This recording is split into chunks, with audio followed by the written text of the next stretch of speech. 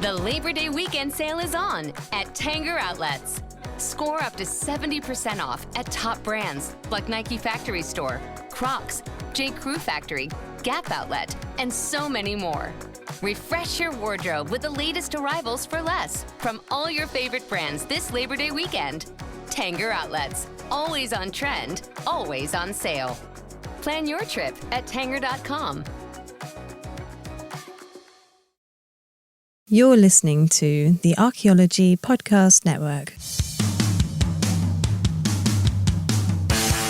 Hello and welcome to the Archaeotech Podcast, episode 204. I'm your host, Chris Webster, with my temporary co-host, Rachel Roden. Paul is on a spy mission in the Middle East, or at least I'm convinced he is. Today we talk about 3 ways AI is being used to replace the little humans trying to do archaeology. Let's get to it. All right. Hey, everybody. Welcome to the show. How's it going? Not Paul. Is that my new name? Not Paul. So if any of you guys happen to listen to the Archaeology Show, you would recognize Rachel, but I think you've been on Archaeotech before too. Yeah, I think so. I've talked about WildNote before, and we did a couple other episodes together. And so I'm Paul's stand-in. Indeed. Well, Paul is not on the show today because I'm pretty convinced that he's a secret agent.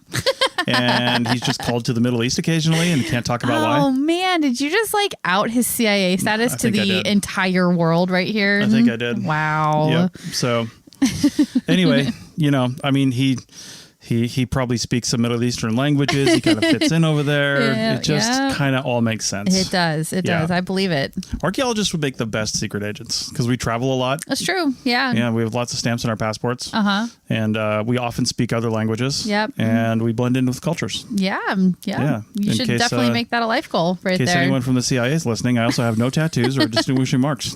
So there you go. You're a little old, though. Yeah. Yeah. Well, hopefully I'm making these statements because Google, I know, for a long time, they were auto-transcribing podcasts that came through the Google service. What? Really? Yeah. So I when didn't you know search that. for it, I don't know if they're still doing it, but that was when they were more into podcasts and they kind of started dialing that back. Okay. But the fact that transcription is on the internet and searchable by Google, that's why they did it, means you can find stuff. So if the CI's quantum computer, which I'm sure they have, is searching for different words and things like that are interesting to them, then I might get a phone call. So either good or bad. Yeah, I was going to say a good phone call or a bad phone call. What are you talking about that's going to capture the CIA's attention? So that's one of the disturbing and frightening things that AI can do. Yes. But other things AI can do are identify sites and translate languages. Yeah, totally. Yeah, so we found one article. Actually, Rachel found an article about AI identifying Nazca lines, which we're going to talk about here in a minute. Yeah. And then I happened to find a second one. I was like, there's got to be a third one. There must be, yeah. Yeah, so I started looking. Well, and it turns AI is in the news a lot lately, it feels like. So it just makes sense that it would be used in an archaeological setting as well. And this episode of Archaeotech might be a little bit different because I don't know that we've ever done a news story episode on this show like we do for TAS. Yeah. Okay. So, but that's what we're going to do is we're going to just talk about AI in the news in 3 different instances. Yeah, exactly. Yeah. So I do have some interviews coming up. They're in the process of getting planned right now. Paul is going to join us if we can, but there's some stuff from the most recent edition of Advances in Archaeological Practice as you're listening to this. I think one just came out a few weeks ago, the June edition or whatever they're calling it. Maybe it's July by the way publishing works. So look for that coming up here soon. But in the meantime, Rachel's filling in. And like she said, we're going to talk about this. So we have the original article for this one, and it's from the Journal of Archaeological Science called Accelerating the Discovery of New Nazca Geoglyphs Using Deep Learning. We also have a link from Live Science. And sometimes this one seems to be okay, but sometimes you have to log into Live Science. This one's not making you, but there's another one that we have. There are some that they've kind of opened. Some publications let you read and some make you have a subscription. I don't know anymore. I know. But the thing I like about having both is because the actual journal articles are sometimes hard to read because there's so many citations they have to put in. And and a little jargony sometimes. I know. I wish there was a remove citations filter. It would just be really easy to read. Yeah. But if you do want to read the journal article, because it is open access, then do what I've always been told as just kind of like a rough overview of it. If you really need to dig into it and you're trying to replicate the results, that's one thing. But if you just want to know what it means, first read the abstract, and that's probably all you need to do. Scan through and look at the pictures and read the captions. It sounds, stupid to say that, but it's true. Just do that. Yeah. And then go down and read the conclusions. Yeah. Right? Because that's where you really get the meat of the article. And if you want to know more, if you want to dig into it, then go ahead. Yeah. And that's what reading an article like this Live Science article does. That's exactly what they do. Yeah. They essentially just do that. They don't really dig into it, and you get the meat of it without the fluff. You get like the Cliff's Notes version, but that's really all you need. Like, it's not like you're trying to go out and repeat this study. You just want to know what they did and what they found, and that's all you really need. So let's talk about Nazca lines. Yeah. First off, these researchers in this article, they found 3 new Nazca line figures in Peru that were created up to 2,400 years ago. And that's just the date of the Nazca lines within Peru, not just these, but like all of them. Yeah. There's a bigger range. We'll talk about that in a minute. What they found, though, is just astonishing to me that nobody actually noticed these before. Or maybe they did and thought, somebody must have noticed those and then didn't report it. You know what I mean? But people who are doing actual research on these things, when they say nobody's noticed these before, that's actually who they're talking about. Like I said, I have no doubt that some armchair warrior on Google Earth has found these Nazca lines, right? These additional ones. Or the local people that live in the area probably are like, oh yeah, there's probably something out there. We've never seen it from the sky, but like there's definitely something there. Maybe, but it's tough to see some of these older ones because they're or the ones that are more ephemeral. And that's where the AI comes in. Erosion is really like wreaking havoc on them, that's for sure. But one of the 3 things they found that were notable are a pair of legs more than 250 feet across. I'm like, just the legs? Like there's nothing else? Just the legs, yeah. Okay. Well, like maybe it's like that, what was it, some image I saw a long time ago where you've got the Earth and it's like the Rapa Nui, heads from Easter Island. Yeah. And then all the way through the Earth is Stonehenge. It's like the feet of those legs. heads. Yeah. So anyway, so you've got those feet, 77 meters across, and then a fish measuring 62 feet across, or 19 meters, and a bird measuring 56 feet, or 17 meters wide. Yeah. Super cool. Those second 2 are definitely a little smaller, so I could see how those would be missed. But man, the first one, giant pair of legs. Yeah. Yeah, that's crazy, but really cool that they found them. Yeah. So they found a humanoid figure by the same means back in 2019. So this is just kind of more of that research, and probably better because, 4 years is a long time in the field of AI. So, and how these models are made. Yeah. The Nazca lines are actually made most of the time by essentially just moving the black stones that are out there, the stones that have this like desert varnish on them, this patina, and they reveal the white sand underneath. So it's literally just moving them out of the way to reveal the underneath layer. I've heard too that they can be flipped over because the stones are like a different color underneath. So maybe some of it's that, but this is more plausible that they're actually moved out of the way, and you make kind of a pathway, because one of the possible purposes of these is obviously ritual and ceremony. And some researchers think that the creators of these and then ancestors would have run ceremonial processions tracing the figures. Oh, like actually walking along it. Like walking the path. Using it like a path. Yeah. Okay. Yeah. So, that's possible for sure, right? There are a total, as we know, of more than 350 geoglyphs in total. A geoglyph is just something that's a shape made out of rocks. By humans. Basically, by humans. Yeah. That's too big to like carry with you. Right. Right. Otherwise, it's an artifact. Yeah. They were first spotted by pilots in the 1920s. I can't imagine just flying over there for the first time and going, what the actual hell? And some of them are so cool looking and really like super elaborate for a giant picture on the ground, you know, like you can see fully formed birds and other animals and shapes. So it's really cool. Yeah. Among the figures that have been found, hummingbirds, monkeys, whales, yeah, spiders, flowers, geometric designs, and tools. Yep. So, and they're not just found in the Nazca Desert where these are. They're found in other places in Peru too, but they're mostly found in the Nazca Desert, probably because of the environment and how you can set those up. Yeah, and that's on the southern half of Peru. So I worked on the northern coast of Peru when I went there back in my undergrad days, but this is all on the southern side. So I unfortunately didn't get a chance to go see them, but man, they were on my list. Maybe one day if we make it back to Peru. Yeah, for sure. Yeah.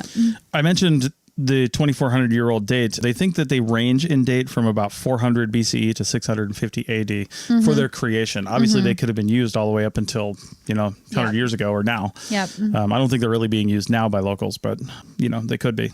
The professor and archaeologist from the Yamagata University in Japan, Dr. Sakai, but Masato Sakai. Again, Yamagata University in Japan. He's been searching for Nazca geoglyphs since 2004. He's been basically obsessed with it. Yeah. And as you go forward in time, he's just been using, newer and newer technologies. Right. He's used satellite imagery, of course, which we've had for a long time. Aerial photography, which is a lot higher resolution usually than satellite imagery. Oh, that makes sense. Yeah. Unless you have like military satellite imagery. Yeah. But even satellite imagery is getting a lot better these days. Airborne scanning LiDAR and drone photography. Yeah. And if you're a longtime listener to the Archaeotech podcast, that's the first time you have to take a drink because we said drone. We did say drone. So have a sip of coffee over there. Yeah, I'm drinking coffee, so we're recording early. Yeah.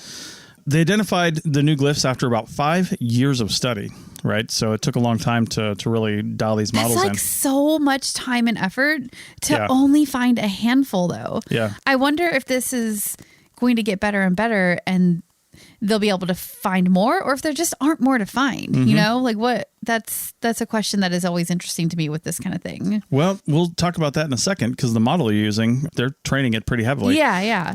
In 2016, this is probably what helped them find the one in 2019, the humanoid figure, but they obtained some high resolution images of the area. And that's when they started using AI and what's called deep learning to train a computer to find more glyphs. Right. They actually partnered with IBM of Japan and in the U.S., IBM's Thomas J. Watson Research Center to conduct the AI research. You might recognize Watson as the computer they did that. Oh, one that's for the Jeopardy. One that beat, that's the one that beat Ken Jennings and Holzhauer. Yeah. Yeah. So anyway, deep learning is essentially training a computer system on thousands or even millions of known objects. So when you show it just so many instances of a thing and you say, this is this, this is this, this is this, and it just starts to really, it's pattern recognition is what it is. And the more patterns you give it, the more it understands and learns and then can start finding its own patterns and then can start finding variations of those patterns. So I imagine since we have 350 geoglyphs that we know about, they were able to use some of those to basically train it on what to look for. Yeah. And that's what they did. So they didn't actually have thousands of elements, right? But they did break these up into like head, torso, arm, legs. So they have these pieces, right? Oh, okay. Yeah. And they only used about 21 known Nazca geoglyphs, but broken up into these elements to actually train this computer initially. Yeah. And this is just a preliminary kind of thing. I'm sure they're by now even they've started to give it a lot. That's how more info. That's how AI is, right? Like the training just gets more and more, and so therefore the identification gets better and better and better with more time and more training. Yeah. Yeah, they've said that the AI can identify possible figures, and they usually train these things on known figures.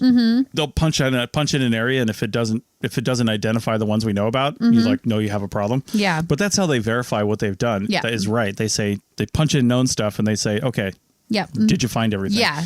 And the AI identified possible figures about 21 times faster than trained archaeologists. It doesn't say more accurately. Like the archaeologist will still get it, but the computer just did it faster.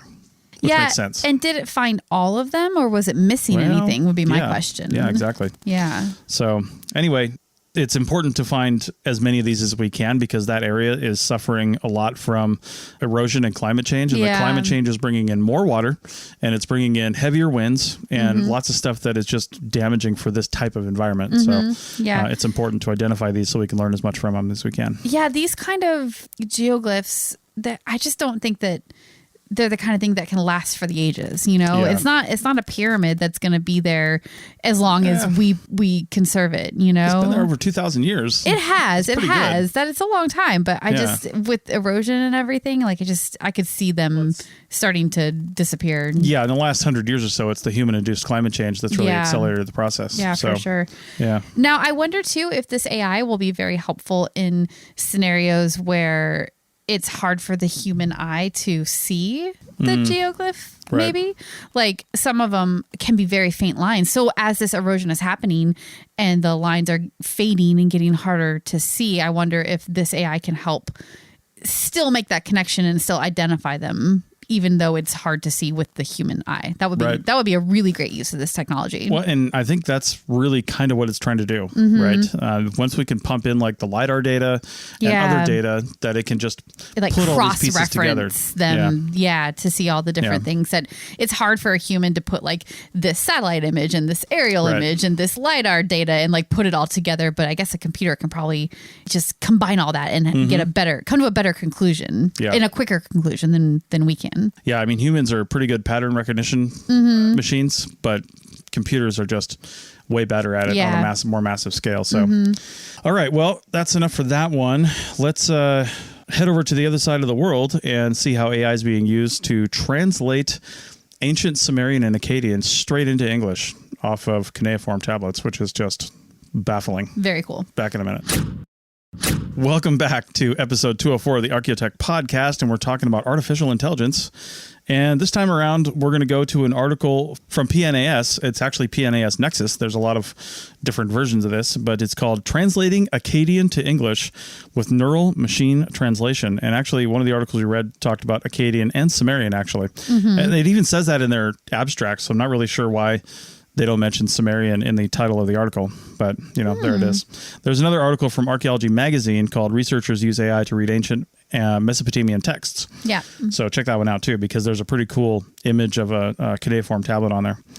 So cuneiform is that, if you're trying to picture what that means and you don't have the ability to click on the links right now, it's that reed-created text in soft clay tablets. Yeah, where they're like almost like puncturing the... Kind of, but they take the end of a reed, which is kind of a, I don't know, kind of looks like a squinty eye. Yeah. And then they punch it in, and sometimes they'll like twist it or drag it or do a little thing, and that's how they made letters. Yeah. Letters and probably more like syllables. It really is worth looking at the image in the archaeology article because they show the cuneiform and then the translation into...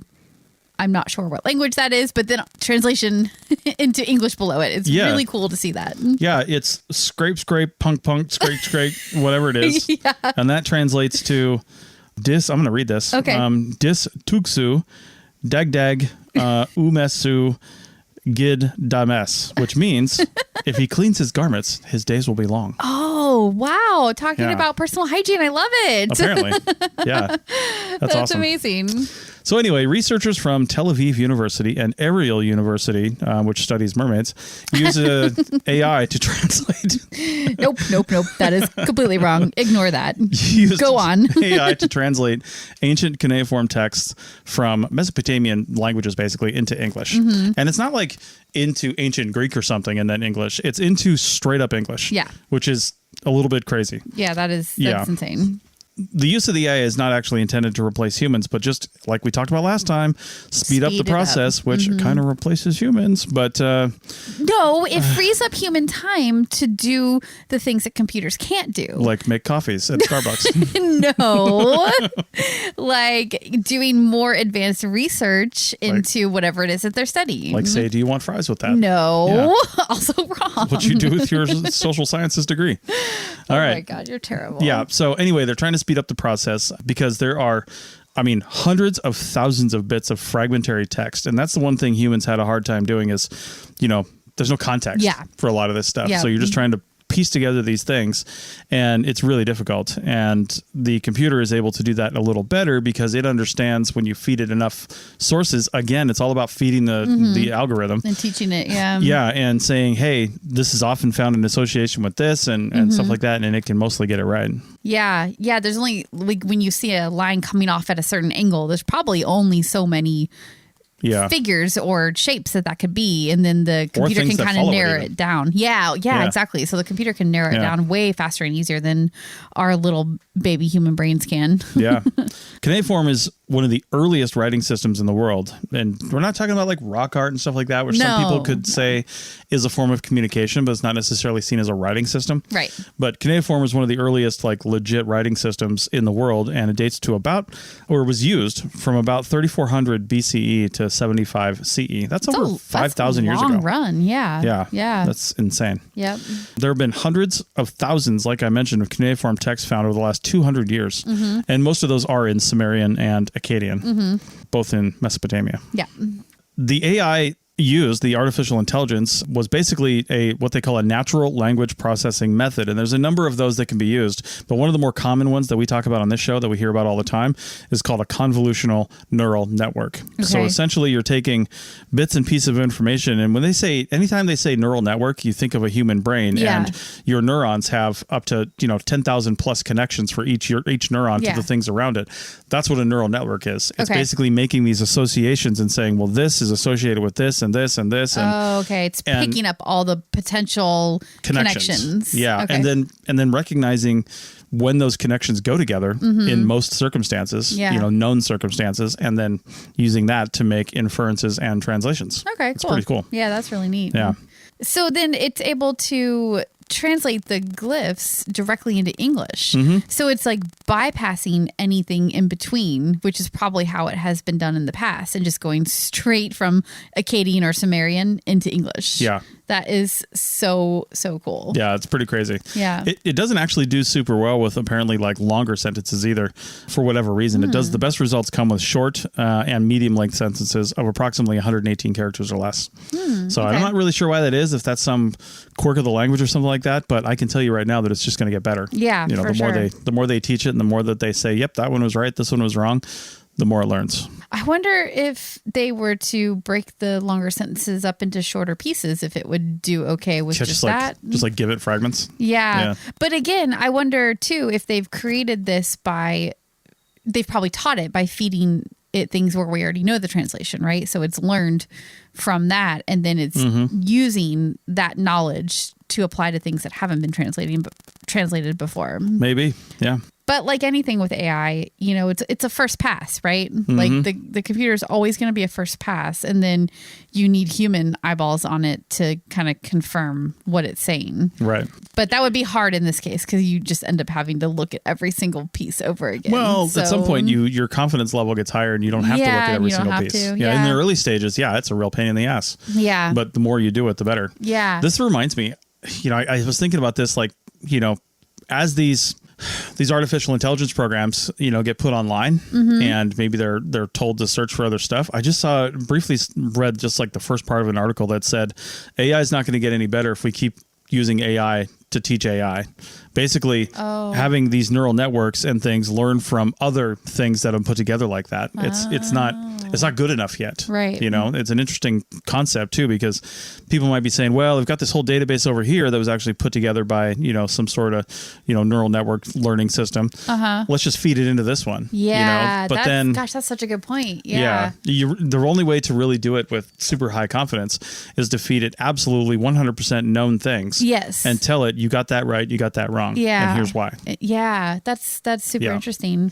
So. Yeah, I wonder when with a technology like this one specifically, when you get to the point where you can just like fully trust whatever it's telling you, or if you're always going to have to double check. Like, I wonder what the future of it looks like. I don't know. Yeah, that's crazy. This feels a little different to me than the last article, because in the last article you could kind of almost use the AI as like a filtering, right? Like, it could just scan an area that hadn't been looked at before for Nazca lines, and then pick out the ones that it thought might be it. And then the human goes in and verifies. Yeah. This is different because you can't go in and verify every single thing it translates. Right. So you have to get to a point where you have a certain level of confidence in it. And I wonder how long it takes before it gets to that point, or if it ever does. I mean, I wouldn't say if it ever does. It will. It will? Yeah. Yeah. For sure. So. Yeah. All right. Well, we're going to go now on the other side of the break. We're going to stay in Mesopotamia because, man, we're using satellite imagery, and soon enough, these satellites are just going to be able to say, yep, there's a site. And, oh, yeah, I saw a clay tablet, and here's what it means. And I just went ahead and translated it for you. Here you go. Here's a nice little package. You know what? Don't even bother going out there. We got this. We're done. We're good. We don't need you little human people. I'll take a fan and another coffee. Thank you very much. Back in a minute. Welcome back to the Archaeotech podcast, the all news edition. The AI podcast, I think. The AI podcast, yeah. You can tell by our halting speech and really poorly enunciated things that ChatGPT actually did not write this. No, it did not. So I think that's going to be the thing in the future. Is like, wow, they're really terrible. It's authentic. Oh, God. Until ChatGPT can be taught to, like, write like a Valley Girl or something like that, I mean, and it probably can. But the thing is that scientists write so, I don't know, like, they're that science language. Yeah. I feel like a computer could replicate that pretty easily because it's very dry, it's very technical. I think ChatGPT could probably do that. I might try to find some news articles for another episode and have ChatGPT summarize them for me. Oh my God, you should totally do that. And then I can use like I use Adobe Audition to record and edit. And there's this thing in there where you can type in text and have it read out the text in a computer voice. Yeah. We might have an all Chat GPT episode coming I think up. that's a brilliant idea. Have you and Paul talked much about Chat GPT on here? Only a little bit, but not specifically. It is time to have that conversation on Archaeotech. Come on. It could change the way, future articles are written, maybe. Or it'll just sound fake. Who knows? We'll see. Anyway, that's a little tangent right there. Yeah. So anyway, this one, again, we're staying in Mesopotamia here. Yeah. And this time they're using satellite images, again, satellites, to train basically an AI algorithm to find sites in Iraq. Yeah. Yeah. So this is archaeologists from the University of Bologna. And they have developed a system of AI algorithms that can identify previously undiscovered archaeological sites in the southern Mesopotamian plain. Now, that is the subtitle of the article. It's a little bit misleading, I think, actually, because they haven't used this yet to actually find undiscovered sites. They're just using it as a test and they're training, and the results are pretty good. So they're hoping it can be used that way in the future. Right. And I don't think they've ground truthed it, but the model did predict some places where they didn't have sites, where it thinks there are sites. Yes. Yeah. Yeah. So, they do need to go and actually look at it and see if that is true or not. Yeah. And unlike the first article with the Nazca lines, where you could look at an aerial image and be like, oh, yep, that is totally a Nazca line that we've never found before. You can't do that with a site like this. I mean, maybe you can kind of see the tells, they call them, which are like the hill-shaped mounds. Yeah. You might be able to see that on the aerial image, but more likely than not, you're not going to really be able to tell, and you have to just go out there in person and actually verify whether or not it's a site. You won't be able to tell? You won't be able to tell the tell. Wow. So they were testing this algorithm in the Mazin province of Iraq. Oh, Paul's listening to this going, that is not how you pronounce that. No, it's not how you pronounce it. I'm so sorry, Paul. Probably Mason. Mason? Okay. Yeah. Maysan. Yeah. And the data set was a bunch of already identified sites, like we said, and the archaeologists knew exactly where to look, what they look like. They were able to feed all that data into the algorithm because they have all of it already. Yeah, through the feeding of these sites and where they are and the characteristics of these sites and things like that, they were able to essentially fine-tune the program and have it identify those known sites with up to 80% accuracy, which is really good right out of the gate. 80% is good. Yeah. I mean, when we do like a pedestrian survey, like 80% is way more than we're able to get or cover in that kind of a survey, right? Yeah, if we were able to train an AI on the terrain and culture and things that have been found in the past, because when we do pedestrian survey, like you said, we're usually 25 to 30 meter spacing, sometimes a little closer, but usually not. And we're doing a known sample of about 5% or less. Yeah. Because you can't see the entire distance between you and the next person. No. So you know that you're only sampling the area, but if a computer system could get 80% accuracy and you could just go ground truth those, I mean, you'd find a lot more stuff. You really would. And I didn't even think about that. But yeah, like our normal survey methods just simply can't even get to 80%. So this is already leaps and bounds better than that. That's amazing. So the way they taught it was the researchers used a data set of vector shapes that represented the shape of the sites that they knew about, these known sites that had been recorded in the southern Mesopotamian floodplain. And they had thousands of satellite images from various different archives. And those images, it would have taken a person hours, just hours upon hours. Yeah. To look through them all. It just really wouldn't be possible for a person to take the amount of time, or people to take the amount of time it would to look through all that. Yeah. And also, the other thing they had is that there's images, multiple images of the same location. They were of varying quality, and sometimes they were satellite, sometimes they were aerial, and there's just all kinds of variability in the types of images that you're looking at, which any person who sits down to look at these images is just going to take them a second to figure out what they're seeing. Is it the same location? Where is this overlap happening? But they're able to kind of train this AI to sort of look at all of that together and immediately know and understand what they're looking at, which is just another way that AI is going to be faster and better at this sort of work. Yeah, for sure. So this 80% is great. But like we had said in earlier segments, they're basically proposing a human AI collaboration, right? Yeah. Where the computer can do the initial pass through, it can tag anything that's a possible site, or they can decide how sure the AI needs to be it is a site, like what that percentage is, and then anything above that percentage is what they look at to ground truth it, essentially. In the future, they're not going to have to do that either. They'll just send out their robot dogs. And or the drones. Send the drones. Well, they'll send the drones first. The drones will drop the dogs off. I know, drink. The drones will drop the dogs off, and the dogs will dig, because that's what dogs do. Right. But they've got sensors on them. They'll be like, you can even watch through their eyes probably, but they'll know what they're looking for because they've got the AI on board, right? So, and I really do think that, we're not... We could probably do this today, to be honest with you. We could probably do this today. Fully automated, survey, excavation, and detection. Every phase of the project. It's just nobody's putting the money into that. They're putting it into military applications and other stuff. So when all that trickles down to common society, the stuff we could get done and the way we could do it in a slightly more affordable way, because it's expensive to send people. It is. And it's dangerous to send people to do things. We think we want to do that just from humans have to look at this because, they're just better at it. Humans are not going to be better at it for much longer. Yeah, I do wonder, though, when it comes to making the connections between things and drawing the conclusions, is the computer going to be able to do that piece of it? I think it will, because you look at human history and entire theory textbooks for anthropology are written on the fact that humans are pattern recognition and making machines. Yeah. We do the same thing across the world time after time, again and again and again.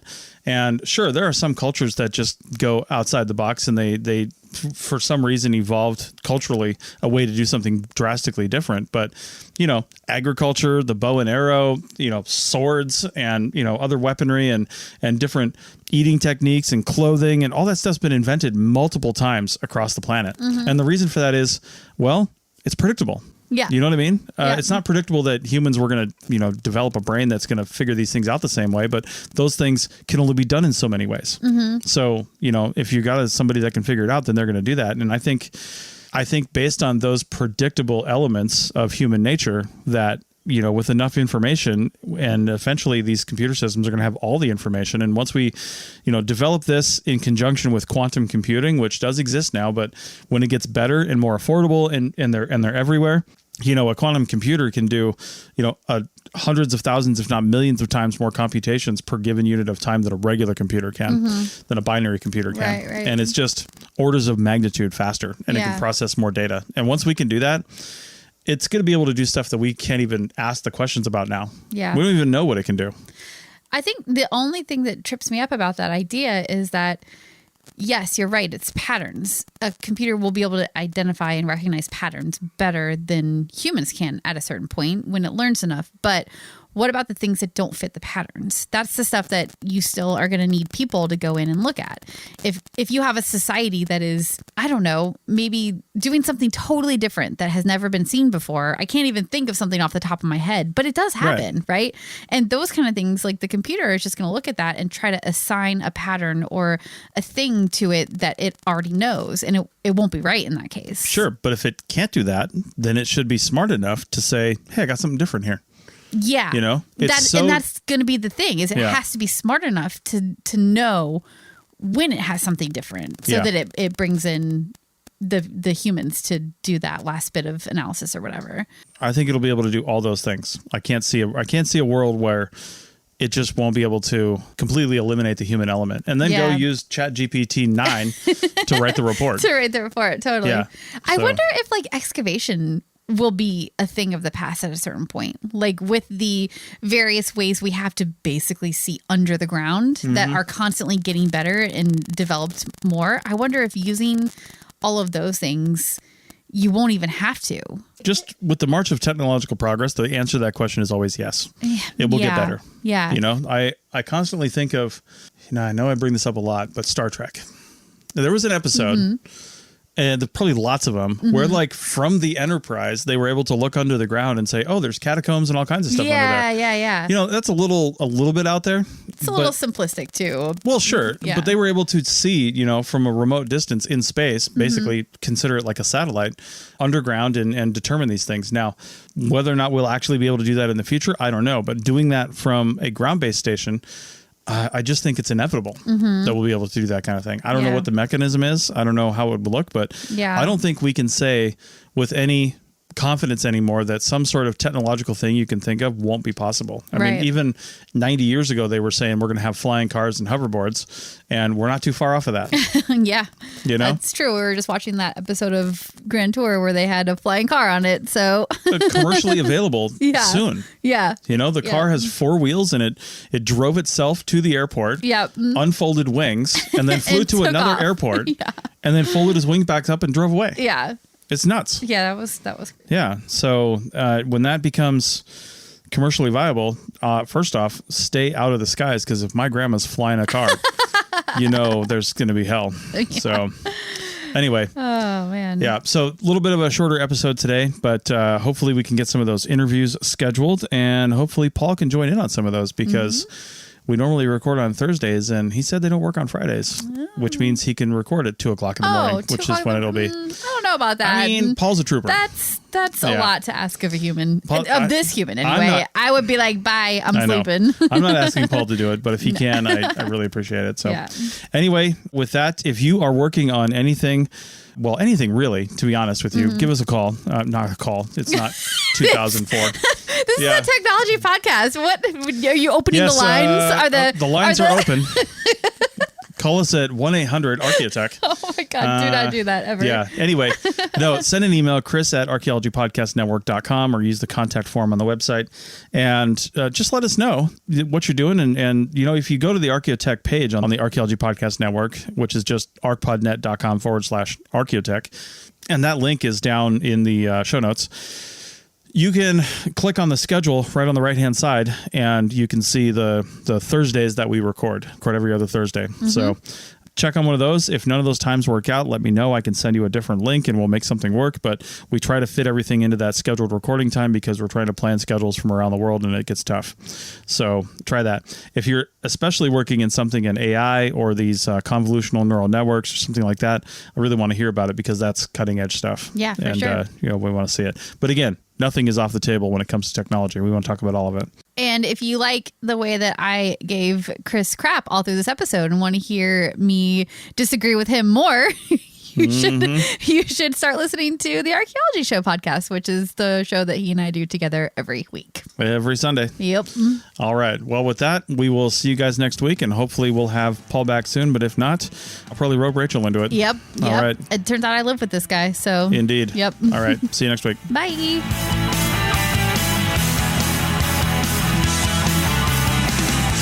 Thanks for listening to the Archaeotech podcast. Links to items mentioned on the show are in the show notes at www.archpodnet.com/Archaeotech. Contact us at chris@archaeologypodcastnetwork.com and paul@lugal.com. Support the show by becoming a member at archpodnet.com/members. The music is a song called Off Road and is license free from Apple. Thanks for listening.